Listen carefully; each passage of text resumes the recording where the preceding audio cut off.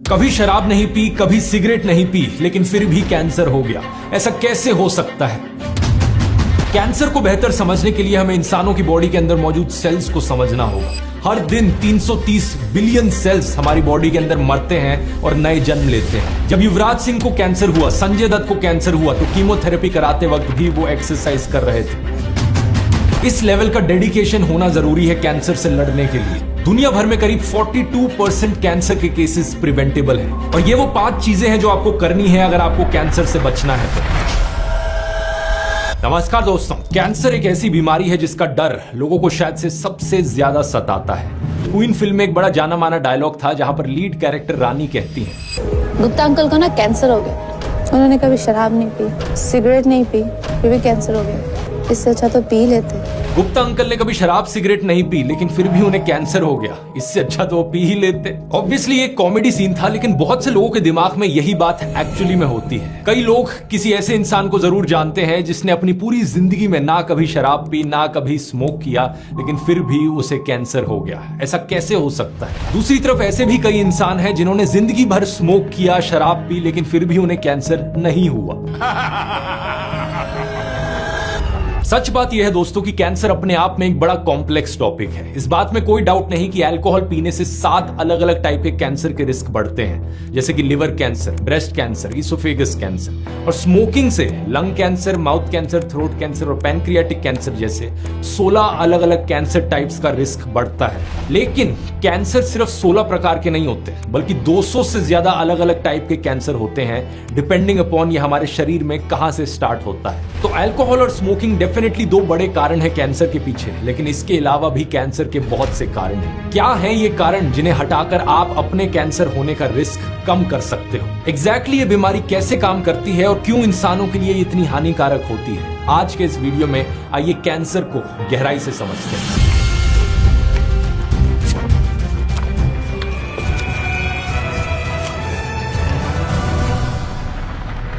एक छोटा सा बच्चा जिसका नाम चिराग है, उसके पेरेंट्स ने उसका रूटीन चेकअप करवाया तो पता चला कि हीमोग्लोबिन लेवल बहुत कम था। एक टेस्ट से पता चला कि चिराग को थैलेसीमिया मेजर नाम का एक ब्लड डिसऑर्डर है। It was a random test by which we came to know that he is thalassemia major, and then the life took a turn.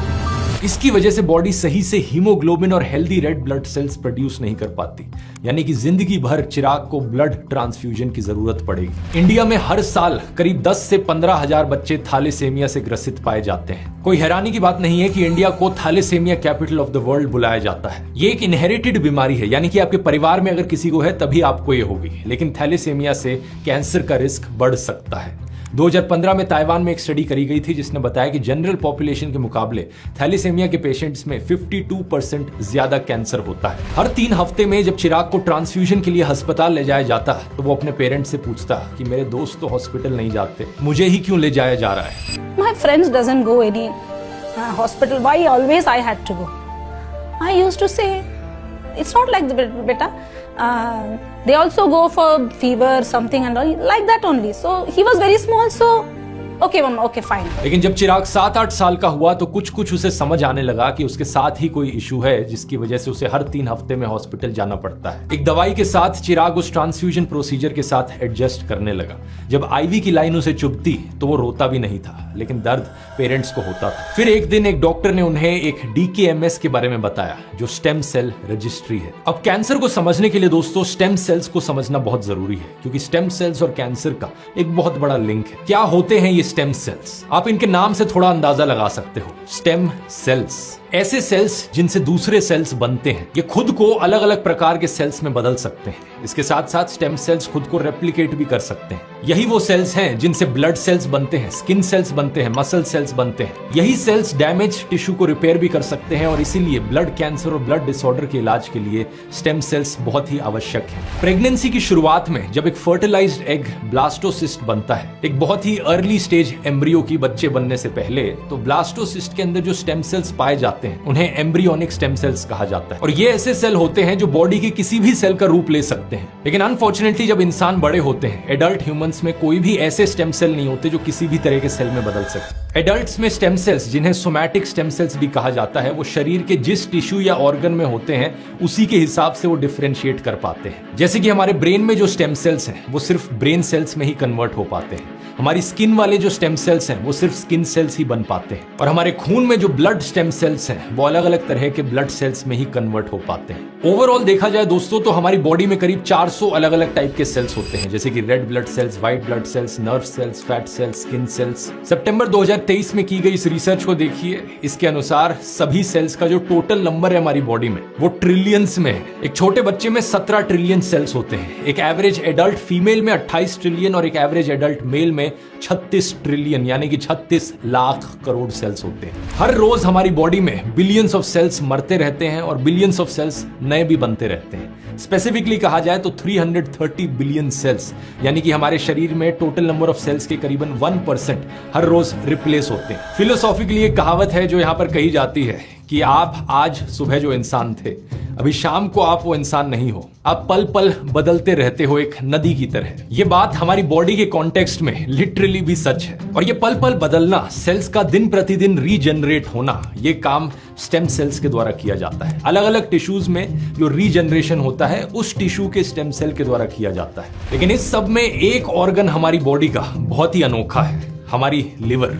हमारी लिवर एक बहुत ही यूनिक ऑर्गन है क्योंकि वहां पर fully developed, fully specialised liver cells भी divide होते हैं और अपनी संख्या को रैपिडली बढ़ा सकते हैं। यानी कि हमारी बॉडी में लिवर इकलौता ऑर्गन है जो छिपकली की पूंछ की तरह काम करता है। छिपकली की पूंछ अगर काट दो तो वो दोबारा से ग्रो हो जाती है। ऐसे ही हमारी लिवर का अगर 90% हिस्सा भी आप काट के फेंक दो तो दोबारा से ग्रो हो जाएगी हमारी लिवर। लेकिन इसका मतलब ये नहीं कि लिवर खराब नहीं हो सकती। अगर आप कहोगे कि बियर तो शराब है ही नहीं, वाइन सेहत के लिए अच्छी होती है, या फिर आप उन लोगों में से हो जो कहते हो कि मैं तो एक ही बारी में इतने शॉट गटका जाता हूं। अल्कोहल पीने से लिवर पर सबसे ज्यादा बुरा असर पड़ता है और लिवर कैंसर का रिस्क भी बहुत बढ़ जाता है। लेकिन सिर्फ अल्कोहल ही नहीं, अगर आप जंक फूड खाते रहोगे, अपना वेट बढ़ाते रहोगे, हर्बल के नाम पर कुछ भी अपने शरीर में डालते रहोगे तो भी आपको लिवर प्रॉब्लम्स हो सकती है। इंडिया में हर साल लगभग 2,70,000 लोग मारे जाते हैं लिवर डिजीजेस की वजह से, जो दुनिया की लिवर डिजीज रिलेटेड डेथ्स का 18.3% है। लेकिन स्टेम सेल और रीजनरेशन के टॉपिक पर वापस आए तो एक बात क्लियर करनी जरूरी है कि जो हमारी बॉडी में अलग अलग टाइप के बॉडी सेल्स हैं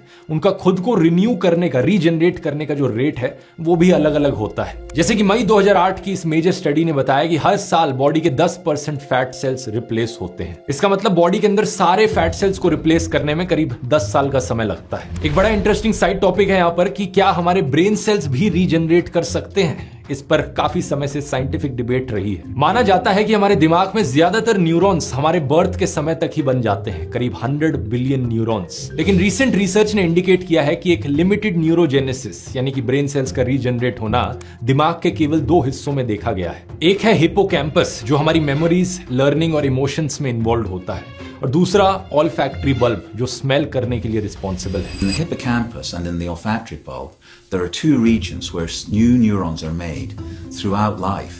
दिमाग के दूसरे न्यूरॉन्स रीजनरेट नहीं करते और जिंदगी भर वैसे ही बने रहते हैं। और ब्रेन के अलावा स्पाइनल कॉर्ड, हार्ट और जॉइंट्स में भी बहुत कम रीजनरेटिव कैपेसिटी देखी गई है। इसलिए अगर इन जगहों में आपको कोई बीमारी होती है या चोट लगती है तो वो बहुत बहुत हानिकारक होती है। लेकिन इसके ऑपोजिट कई ऐसे बॉडी सेल्स हैं जो बहुत फास्ट रीजनरेशन करते हैं, जिन्हें पूरा कंप्लीट ओवरहॉल करने में बहुत कम समय लगता है, जैसे कि हमारे स्किन सेल्स। हर रोज हमारी body 500 million skin cells shed करती है। इसका मतलब पता है क्या, कि हर 4 हफ्ते में हमारी पूरी स्किन रीजनरेट हो जाती है। और 4 हफ्ते भी फास्टेस्ट रीजनरेशन टाइम नहीं है। हमारी इंटेस्टाइन के अंदर की जो लाइनिंग है वो केवल 5 से 7 दिन में पूरी तरह रीजनरेट हो सकती है। नए रेड ब्लड सेल्स 1 सेकंड में 2-3 मिलियन प्रोड्यूस हो सकते हैं। इनका एवरेज लाइफ स्पैन सिर्फ 120 दिन का होता है। स्टेम सेल्स में भी खुद को रेप्लिकेट करने का और इसी तरीके से सेल्फ रिन्यूअल का पोटेंशियल होता है। जरा सोच के देखो, ये कितनी ही अमेजिंग बात है कि हमारा शरीर कैसे हमें कॉन्स्टेंटली नया करने की कोशिश करते रहता है, कॉन्स्टेंटली नए सेल्स रीजनरेट करते रहता है। यही कारण है कि अगर आप कहीं गिर जाते हैं, खरोंच लग जाती है, तो कोई बड़ी चीज नहीं, क्योंकि आपके स्किन सेल्स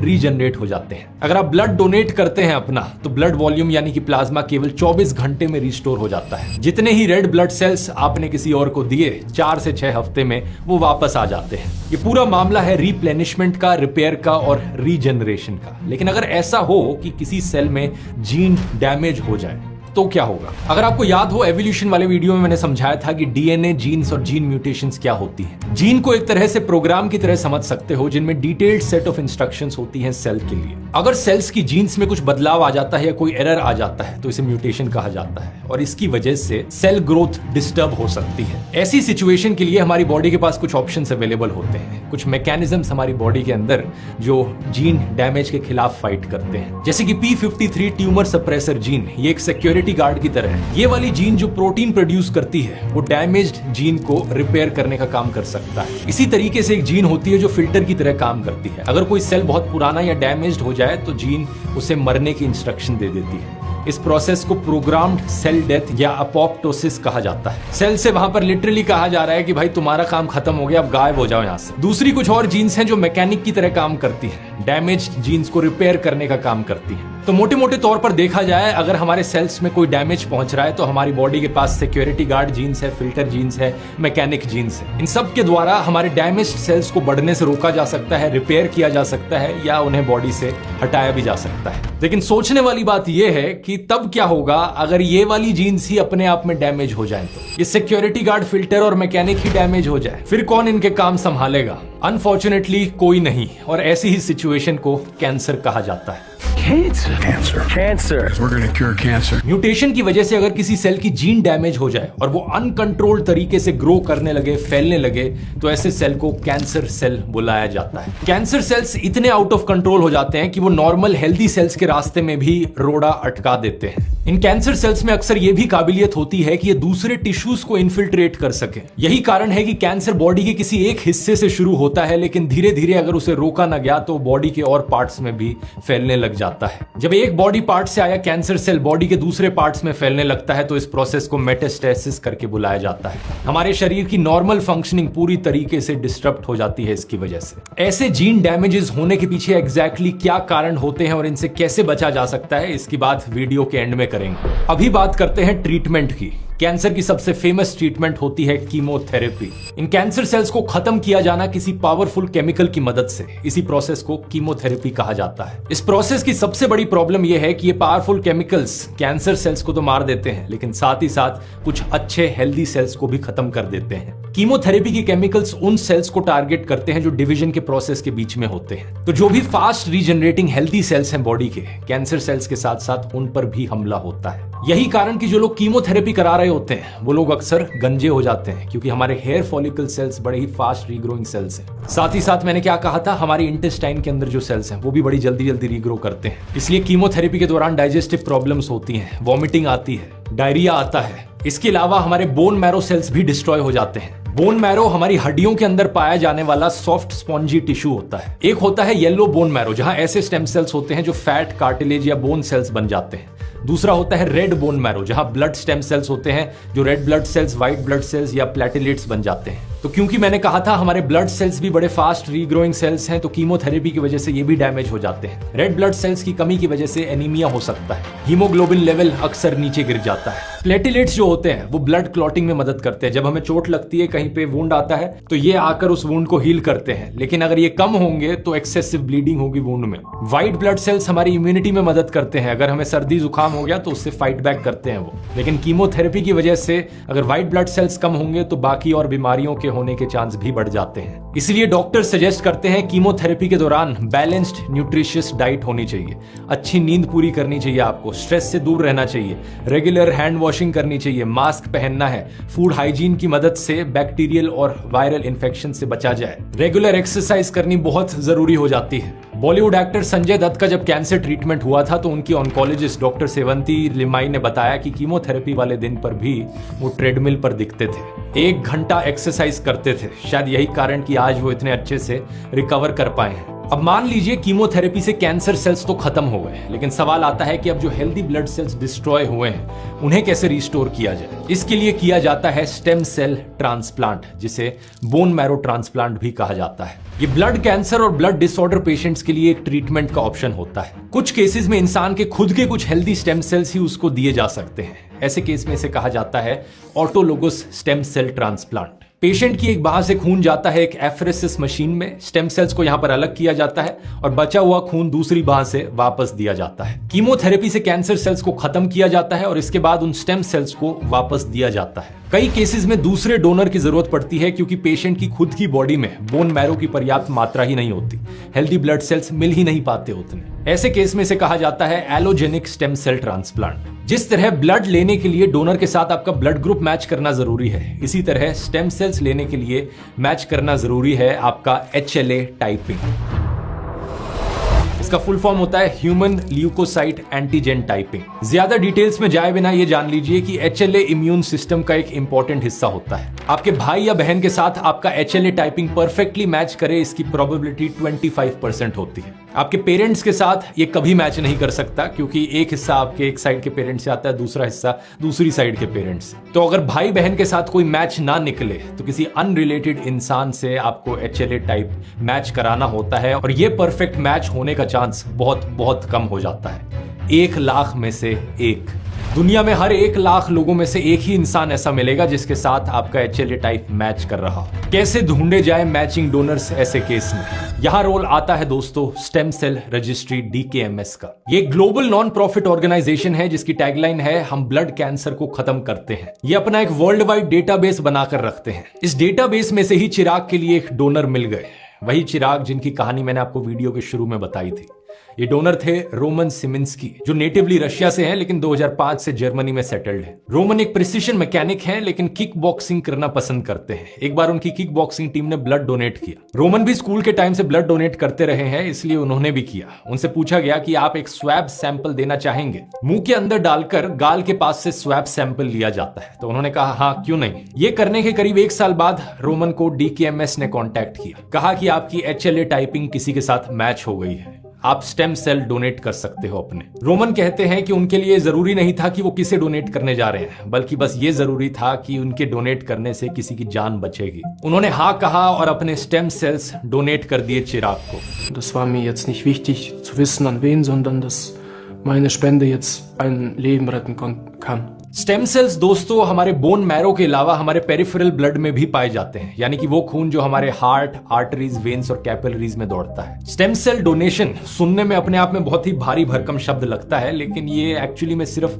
3 से 4 घंटे का बड़ा सिंपल प्रोसीजर होता है। स्टेम सेल्स डोनेट करने के लिए आपको बस आपके नजदीकी केंद्र में जाना है और आगे की जो बाकी की प्रक्रिया होती है वो ब्लड प्लेटलेट डोनेशन की तरह एकदम सिंपल होती है। बस एक फर्क है, जब आपका खून आपके हाथ से निकाला जाता है तो उस खून को पहले एक मशीन में भेजा जाता है जहां पर स्टेम सेल्स को अलग किया जाता है और फिर वही खून शरीर में आपके वापस भेज दिया जाता है। बेसिकली आपके ब्लड से सिर्फ स्टेम सेल्स निकाले जाते हैं और जो बाकी खून होता है वो वापस आपकी बॉडी में आ जाता है। इस प्रोसेस को PBSC कहा जाता है, peripheral blood stem cell method. और जैसा हम जानते ही हैं स्टेम सेल्स खुद से रीजनरेट कर सकते हैं, तो कुछ ही टाइम बाद बॉडी आराम से स्टेम सेल्स को रीजनरेट कर भी लेती है। कुछ इसी तरह रोमन ने स्टेम सेल डोनेशन के जरिए चिराग की जान बचाई। चिराग पूरी तरीके से हेल्दी हो सका। चिराग ने ठीक होने के बाद रोमन को एक लेटर लिखा जिसे पढ़कर रोमन और उनकी वाइफ की आंखों में आंसू आ गए।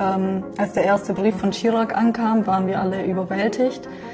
Also bei uns sind wirklich alle Emotionen hochgekommen, Tränen sind geflossen. चिराग ने उन्हें अपना भाई, अपना हीरो कहा था चिट्ठी में। रोमन ने कहा कि उनका खुद का एक छोटा भाई है जो एक्चुअली में चिराग की ही उम्र का है। इस साल मई में दोनों का पहली बार फेस टू फेस मिलना भी हुआ।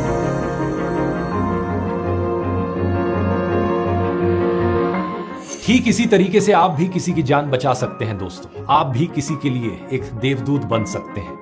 वीडियो देखने वाले सभी व्यूअर्स अगर रजिस्टर करें तो हम ब्लड कैंसर को एक कड़ी टक्कर दे सकते हैं। मैं उम्मीद करूंगा आप में से किसी को भी ब्लड कैंसर या ब्लड डिसऑर्डर नहीं है और ना ही कभी हो, लेकिन फिर भी आप अपना HLA टाइपिंग पता कर सकते हैं और इसे पता करके रखेंगे तो अच्छी बात है। डिस्क्रिप्शन और पिन्ड कमेंट में जो लिंक है उस पर क्लिक करना है और एक ऑनलाइन फॉर्म आएगा। उस फॉर्म में आपको बेसिक डिटेल्स भरनी होंगी, जैसे कि आपका नाम, आपकी उम्र, आपका एड्रेस। रजिस्टर करने के कुछ ही दिनों बाद आपके घर में एक बिल्कुल फ्री एक स्वैब किट आ जाएगी। इस स्वैब किट में आपको मिलेंगे 3 clean sterilized buccal swabs, buccal swab envelope, consent form और एक इंस्ट्रक्शन शीट। इस इंस्ट्रक्शन शीट में दी गई इंस्ट्रक्शंस को फॉलो करके आपको अपना स्वैब सैंपल लेना है। आपको बेसिकली अपने चीक में डालना होगा। इस सैंपल को साइन किए गए कंसेंट फॉर्म के साथ उसी किट में दिए गए एनवेलप में बंद कीजिए और इस एनवेलप को स्क्रीन पर दिखाए गए तरीकों से रिवर्स पिकअप रिक्वेस्ट कीजिए। फिर आपके सैंपल का इस्तेमाल करके आपका HLA टाइप पता किया जाएगा और पूरे प्रोसेस को होने में लगभग 40 दिन का समय लगेगा। इसके बाद आपको DKMS की ईमेल आएगी जिसमें लिखा होगा कांग्रेचुलेशंस, आप वर्ल्ड स्टेम सेल डोनर के डेटाबेस में सफलतापूर्वक रजिस्टर हो गए। अगर आप अपना HLA टाइप जानना चाहते हैं तो donor@dkms-bmst.org पर ईमेल कर सकते हैं। इसके बाद आपका HLA टाइप किसी ब्लड कैंसर के मरीज से मैच होने पर आपको स्टेम सेल डोनेशन के लिए एक कॉल आएगा। इसकी संभावना बहुत दुर्लभ है, कॉल आने में 1 हफ्ते से लेकर 1 साल लग सकता है और ऐसा भी हो सकता है कि पूरे जीवन भर, पूरी जिंदगी में आपको कभी कॉल ना आए क्योंकि किसी को आपके HLA टाइप की जरूरत ही ना पड़े। लेकिन अगर आपको डोनेशन के लिए कॉल आती है तो ये आप पर निर्भर है कि आप डोनेशन के लिए कंफर्टेबल हो या नहीं हो। ये एक वॉलंटरी प्रोसेस है, उस मोमेंट में आप डिसाइड कर सकते हो कि आपको अपने स्टेम सेल्स डोनेट करने हैं या नहीं करने। लेकिन पूरा प्रोसेस कंप्लीटली फ्री है, आपको कोई खर्चा उठाने की जरूरत नहीं, इसका खर्चा DKMS NGO उठा रहा है। अब आते हैं जीन डैमेज के कारणों पर। आखिर क्या कारण है कि कुछ सेल्स में इस तरीके का जीन डैमेज हो जाता है? 3 मेन कारण बताए जाते हैं। सबसे पहला है इनहेरिटेड म्यूटेशन, कि आप म्यूटेटेड जीन के साथ ही पैदा हुए हो। ऐसा यूजुअली तब होता है जब आपने अपने पेरेंट्स से इस डैमेज्ड जीन को इनहेरिट किया हो। कुछ केसेस में तब भी हो सकता है जब आप एम्ब्रियो थे और वहां पर ये म्यूटेटेड जीन डेवलप हो गया। दुनिया में टोटल कैंसर केसेस में से लगभग 5 से 10% cancer cases inherited mutated genes की वजह से होते हैं, यानी कि बचपन से ही ये जीन्स आपके अंदर होती है। दूसरा कारण है एज। आपकी उम्र के साथ साथ जीन्स वेयर आउट होने लग जाती हैं, इसलिए ज्यादा उम्र के लोगों में ज्यादा कैंसर के केसेस देखने को मिलते हैं। कैंसर रिसर्च यूके की इस रिपोर्ट को देखिए, 2017 से 2019 तक जो कैंसर के केसेस देखे गए उनमें से 90% केसेस 50 साल या इससे ज्यादा उम्र के लोगों में थे। उम्र के हिसाब से 1 लाख लोगों में से कितने लोगों को कैंसर होगा, ये इंसिडेंस भी आप इस ग्राफ में देख सकते हैं कि कैसे कर्व ऊपर जा रहा है और मैक्सिमम इंसिडेंस 85 to 89 ईयर्स वाले इंटरवल में देखने को मिलता है, यानी 80-90 साल की उम्र में सबसे ज्यादा चांस होता है कैंसर होने का। ऐसा इसलिए है क्योंकि जीन डैमेज समय के साथ साथ बिल्डअप होता रहा है। या तो आपकी यंग एज में ही डेथ हो गई डेंगू या मलेरिया की वजह से, या फिर आप इतनी लंबी उम्र जिए कि आप एक कैंसर पेशेंट बन गए। You either die from malaria or you live long enough to see yourself become cancer patient. इसलिए कैंसर की बीमारी डेवलप्ड देशों में ज्यादा देखने को मिलती है डेवलपिंग के कंपैरिजन में, क्योंकि डेवलप्ड देशों में बाकी और बीमारियां कम होती हैं। लोग ज्यादा लंबी उम्र जीते हैं और लोग अगर ज्यादा लंबी उम्र जी रहे हैं तो जीन डैमेज का रिस्क उतना ही ज्यादा बढ़ता चला जाता है। तो अफसोस की बात यह है कि जो दोनों कारण मैंने आपको अभी तक बताए, इन दोनों कारण में आप कुछ कर नहीं सकते। जो जीन्स इनहेरिट आपको होने वाले हैं वो हो चुके हैं इनहेरिट, अब आप कुछ बदल नहीं सकते, और जो उम्र आपकी बढ़ रही है वो बढ़ते ही रहेगी, उसे आप रोक नहीं सकते। लेकिन जो तीसरा कारण है, इसको लेकर हम बहुत कुछ कर सकते हैं, यह है lifestyle causes. American cancer society के द्वारा की गई 2017 की इस एनालिसिस को देखिए। अच्छी खबर यह है कि करीब 42% कैंसर के केसेस प्रिवेंटेबल हैं, लाइफस्टाइल फैक्टर्स की वजह से होते हैं। करीबन 19% कैंसर के केसेस जो दुनिया में लोगों को होते हैं वो सिर्फ स्मोकिंग की वजह से होते हैं। 5.6% अल्कोहल की वजह से होते हैं। तो ये बात तो बड़ी क्लियर है कि सबसे पहले अल्कोहल और स्मोकिंग बिल्कुल भी नहीं करनी चाहिए। दूसरा, अगर आप ओवरवेट हैं या ओबीस हैं तो अपने वेट को सही जोन में लाइए, क्योंकि ये देखिए 7.8% कैंसर के केसेस होते हैं ओबेसिटी की वजह से। अपना वजन कैसे कम करना है, इसको लेकर अगर आप डिटेल्ड साइंटिफिक गाइड चाहते हैं तो मैंने ये वीडियो बनाया है, बहुत ही डिटेल्ड स्टेप बाय स्टेप, जिसमें बताया है कि एग्जैक्टली ये कैसे किया जा सकता है। तीसरा, यूवी रेडिएशन। करीब 4.7% केसेस यूवी रेडिएशन की वजह से होते हैं। सूरज की हार्मफुल अल्ट्रावायलेट रेज। दोपहर के समय अपनी वेदर ऐप में देखा करो कि यूवी इंडेक्स कितना है। अगर यूवी इंडेक्स 5 से ऊपर है तो अल्ट्रावायलेट रेज बहुत डैमेजिंग हो सकती हैं आपकी स्किन के लिए। वही अल्ट्रावायलेट रेज आपके स्किन को पेनिट्रेट करके आपके डीएनए को डैमेज करती हैं, जीन्स डैमेज करती हैं, जिसकी वजह से स्किन कैंसर